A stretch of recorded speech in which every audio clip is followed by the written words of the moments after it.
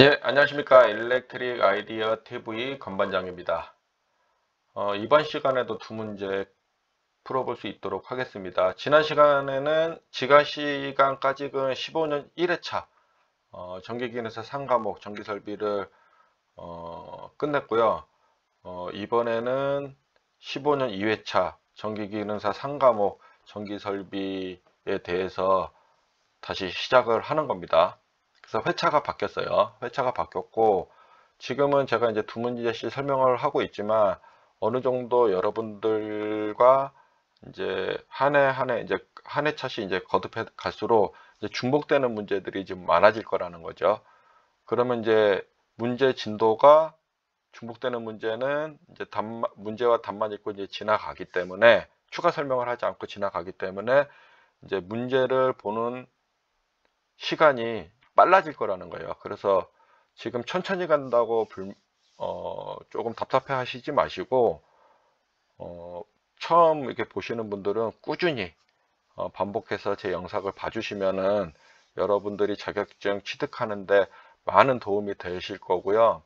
또 현장에서나 아니면은 제 경험, 그 다음에 관련 규정들을 제가 이제 설명을 해주기 때문에 여러분들께서 나중에 신경향 문제가 나오더라도 적응할 수 있게끔 만들어 놨어요. 그리고 사진 같은 거나 관련 자료들을 이렇게 붙여서 제가 이제 설명을 해주기 때문에 현장에 가서 여러분들께서 일을 하시는데도 큰 불편이 없을 걸로 생각이 됩니다. 물론 저도 현장 경험을 통해서 여러분들께 설명을 하는 거기 때문에 서로 저와 어느 순간 공부하다 보면 매칭되는 부분이 있을 겁니다. 우리 전기에서는 싱크로라고 하죠. 동기. 우리가 계통 연결을 할 적에 싱크로를 하잖아요. 뭐 위상각, 그 다음에 주파수, 전압을 보잖아요. 이게 맞춰야지 우리가 싱크로가 가능하잖아요. 그런 것처럼 여러분들이 언젠간 저랑 계속 이렇게 보시다 보면은 같이 함께 하다 보면은 아마 싱크로 되는 시점이 있을 겁니다. 이제 시작하겠습니다. 15년 2회차 상과목 전기설비 41번입니다. 금속관을 구부릴 때 금속관의 단면이 심하게 변형되지 아니하도록 구부려야 하는데 그 안쪽의 반지름은 여기에 여기 A번 반지름은 안지름 이 관의 내경이죠. 내경 안지름이 몇 배 이상이 되어야 하는가 6배 이상입니다. 이것도 되게 많이 나와요. 그래서 금속관공사는 실제 플랜트 공정에서는 상당히 많이 쓰는 공사 방법이고 되게 어렵습니다. 우리가 뭐 자격증 실기를 공부할 적에 PE관이나 PVC, 금속관 이렇게 이제 뭐 시스템 덕트 뭐 등등 이렇게 나오는데 몰드 공사도 나오는데 예전에 제가 공업계 고등학교 다닐 적에 금속관 공사가 나오면은 실기 시험에 불합격자들이 많이 생겼어요. 그래서 P나 PVC 공사 나오면 가장 좋아했어요. 특히 PE 공사. 그 PE관으로 공사하는 거는 너무 쉽거든요. 그래서 이제 금속관 공사는 사실은 실기 시험에서는 어려운 부분일 수 있지만 요즘은 이제 금속관 공사는 나오지도 않지만은 현업에서는 그 현장에서는 금속관 공사 상당히 많이 쓰이고 있어요. 그렇기 때문에 이 금속관 공사는 여러분들께서 전기 일을 하려면 반드시 알고 넘어가야 되는 공사 방법 중 하나입니다. 그 답은 6배 이상이고요. 그 다음에 금속관 공사의 시공 방법에 대해서 제가 여러 가지가 있는데 그 중에서 몇 가지를 가지고 와봤어요. 여러분들께. 그래서 이 부분 정도는 참고적으로 알고 계시면 좋을 것 같아요. 첫 번째는 금속관을 구부릴 때 금속관의 단면이 심하게 변형되지 아니하도록 구부려야 하며 그 안쪽의 반지름은 관 안쪽 지름의 6배 이상이 되어야 한다. 6배 이상. 2번 아울렛 박스 사이 또는 전선 인입구를 가지는 기구 내의 금속관에는 3개소가 초과해요. 3개소가 초과하는 직각 또는 직각에 가까운 굴곡 괴소를 만들어서는 안 된다. 직각을 상계소는 만들지 말라는 거예요. 상계소는 그 상계소가 초과해서 만들지 말라는 거예요. 왜냐하면 이거를 여러분들께서 배선을 한다고 생각해 보세요. 굴곡부가 많으면 많을수록 직각에 가까우면 가까울수록 전선 뭐 한 가닥 집어넣을 적엔 상관이 없는데 여러 가닥을 집어넣게 되면은 뺄 수가 없어요. 물론 뭐 그 중간에 정크션 박스나 풀박스를 써가지고 중간 접속점을 만들어 가지고 뭐 케이블을 이제 풀링을 전선을 우리가 배선을 하기는 하는데 그래도 가닥수가 많게 되면 되게 어려워지거든요. 그리고 이거 아울렛 박스가 제가 가지고 왔어요. 요거 여러분들께 눈으로 보여줘야지 기억을 오래 할 수 있기 때문에. 그래서 아울렛 박스 또는 콘크리트 박스라고 하는 거는 여기 좌측 그림입니다. 풀 박스는 우측 그림이고 여기 네모난 박스고요. 그 다음에 유니버셜 엘보라고도 하는데 뭐 모양 형태는 좀 다양합니다. 근데 제가 유니버셜 엘보라고 해서 이렇게 하나 사진을 가지고 왔고요. 그 외에도 리두셔, 금속관 공사에 사용하는 리두셔, 부싱, 로크너트, 커플링, 새들, 노멀 밴드 이렇게 있습니다. 그리고 여기 아울렛 박스를 우리가 뭐 요렇게 있는 것들, 지금 요 두 개, 요렇게 두 개, 그 다음에 요런 것들은 우리가 뭐 정크션 박스라고도 해요. 근데 얘네들이 또 사각 박스, 그 스위치 박스가 될 수도 있어요. 얘나 스위치 박스가 될 수가 있는데, 이 스위치 박스는 우리가 1구나 2구짜리 3구까지는 얘를 쓸 수가 있어요. 그런데 이제 우리가 그 거실에 보면 스위치가 뭐 4개나 뭐 6개까지 있는 데도 있어요. 방이 큰 데는. 요런 거 쓰거든요. 사각 박스 이렇게 큰 걸 쓰거든요. 직각을 쓰는 게 아니라 요런 것들 씁니다.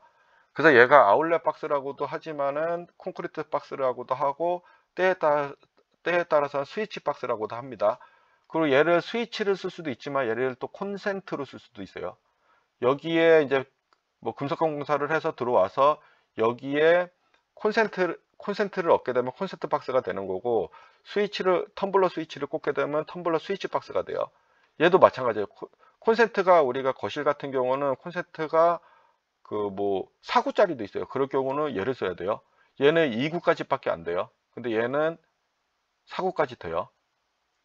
저희 집 아파트도 그 4구짜리가 있는데 이렇게 돼 있고, 거실에는 얘를 썼겠죠. 그 얘네들이 플라스틱, 노출 배관에 쓰는 플라스틱 형태로도 있습니다. 그래서 이렇게 설명 한번 드렸으니까 저 눈으로 봐주시고 나중에 기능사 아니면 기사분 이제 기사 자격증 공부할 적에도 기능사가 해야 되는 일들도 또 알아야 되잖아요. 뭐 산업기사나 기능장들도. 그래서 요 정도는 기능사가 아니더라도 좀 알고 계시면 좋을 것 같아요. 그래서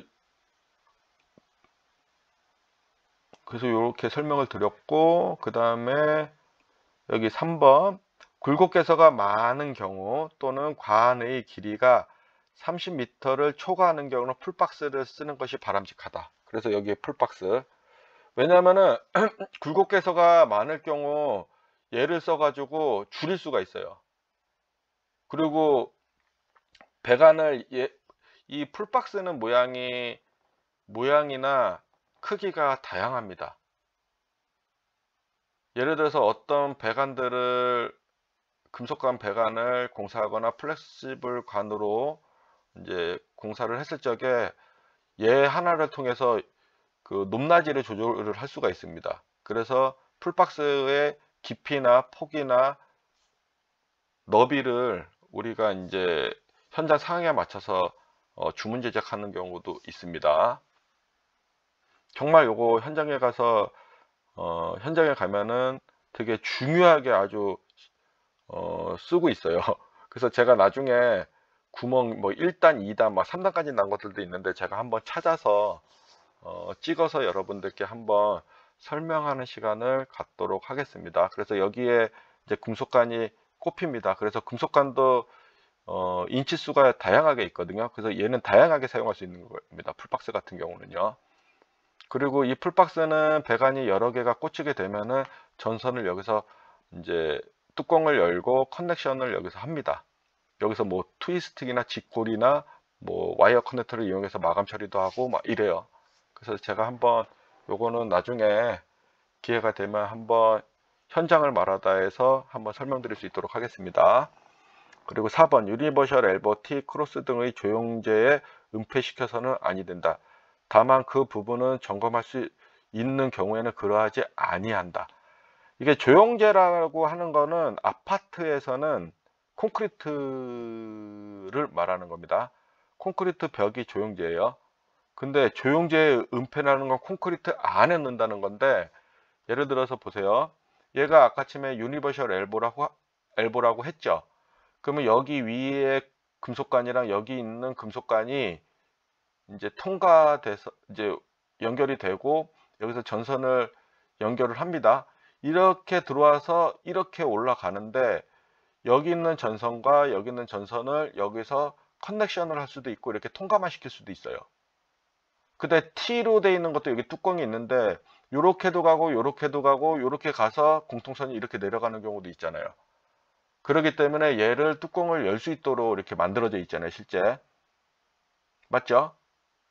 근데 이거 조영제, 그러니까 즉 콘크리트 벽 안에 넣게 되면은 우리가 커넥션을 할 수가 없잖아요.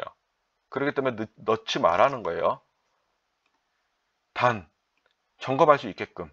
그러니까 여기에 뭐 뚜껑을 별도로 만들어 갖고 점검할 수 있게끔 한다 그러면은 해도 된다는 거예요. 기본은 은폐시켜서는 아니 된다는 거예요. 그러니까 노출 배관을 하라는 거예요. 그 부분을 점검할 수 있도록 하는 경우는 그러하지 아니한다. 5번 관과 관의 연결은 커플링을 사용하고 관의 끝부분은 리머를 사용하여 모난 부분을 매끄럽게 다듬는다. 이게 뭐냐면은 우리가 관과 관은 우리가 이제 커플링을 이용해서 연결을 해주고, 그다음에 관이 어떤 이제 뭐 치스 한 번이 뭐 몇 미터인지 제가 갑자기 기억이 안 나는데 한 번이 이제 어느 길이까지 가다 보면은 이제 잘라서 써야 되는 경우가 있잖아요. 그러면 커팅기로 잘랐는데 이 자른 말단 면 끝부분이 거칠었고 이렇게 쇠가 이렇게 막 나와져 있어요. 근데 그거를 그 상태에서 그대로 놔두게 되면은 놔둔 상태에서 우리가 전선을 끈다고 생각해 보세요. 그럼 쇠에 걸리게 되면 피복이 어떻게 되겠어요? 벗겨지죠. 그렇게 되면 어떻게 되겠어요? 누전이 생기는 거잖아요. 그죠? 그렇기 때문에 리머라는 거는 그런 뾰족한 부분들을 이제 매끄럽게 다듬어 갖고 피복 손상을 방지해 주라는 그런 의미예요. 그래서 우리가 나무 같은 경우도 자르고 나면은 거꾸럽잖아요. 근데 우리가 사포 갖다가 문지르면 맨들맨들해지잖아요. 리머가 그렇게 저기 금속관을 자른 부분을 매끄럽게 해주는 거라고 생각하시면 됩니다. 그래서 뭐 우리가 뭐 빽쭉하게 생겨갖고 안을 막 넣어가지고 매끄럽게 하는 것도 있고 뭐 이럽니다. 그래서 41번은 일단 여기 그림까지 설명을 했어요. 그리고 그 외에 설명을 했습니다. 그리고 15년 이후에 그 다음에 42번 문제입니다. 금속관 배관 공사를 할 때 금속관을 구부리는데 사용하는 공구는, 이거는 15년 1회차 48번 변형 문제입니다. 얘네들은 다 똑같이 나왔어요. 똑같이 나왔고 얘만 넣은 거예요. 그 얘도 원래 우리가 보통 그 파이프 벤더라는 거로 나왔었는데 히키라고 넣으면은 사람들이 파이프 벤더를 외웠는데 히키라고 딱 나오기 때문에 헷갈리는 거예요. 답이 없네. 그래갖고 파이프 렌치를 쓰게 됩니다. 히키나 파이프 벤더나 같은 말인데요. 제가 예전에 이 문제는 제가 예전에 95년도인가 94년도에 고등학교 졸업하기 전에도 이 문제가 나왔었습니다. 그때는 히키라는 말을 쓰지 않았고 파이프 벤더라는 말을 써가지고 나왔었어요. 그래서 히키는 우리가 파이프 벤더를 의미한다. 파이프 벤더는 금속관을 구부릴 때 쓰는 거다. 얘를 여기 금속관을 여기다 넣고 짝대기를 우리가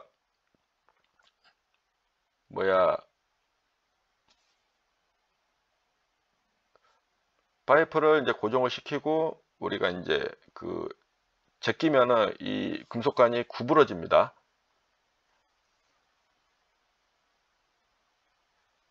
그렇게 생각하시면 될 것 같고요. 그래서 얘는 히키, 그 다음에 파이프 벤더라고도 하고 뭐 벤더라고도 부릅니다. 그래서 뭐 히키 가져와 현장에서, 아니면 파이프 벤더 가져와, 아니면 벤더 가져와 그러면 전기 쪽에서는 얘네들을 갖다 주면 돼요. 그 다음에 파이프 렌치는 얘고요. 파이프 렌치는 뭐라고 그랬어요? 제가 15년 1회차 때요. 금속관은 물고 재는 공구라고 했죠. 얘도 문제 나왔었습니다. 그 다음에 오스톤은 뭐라고 했어요? 금속관의 나사를 낼 때 사용하는 거라고 했죠. 그 다음에 파이프 커터는 뭐라고 했어요? 말 그대로 전선관 또는 금속관을 자를 때 쓰는 거라고 했죠.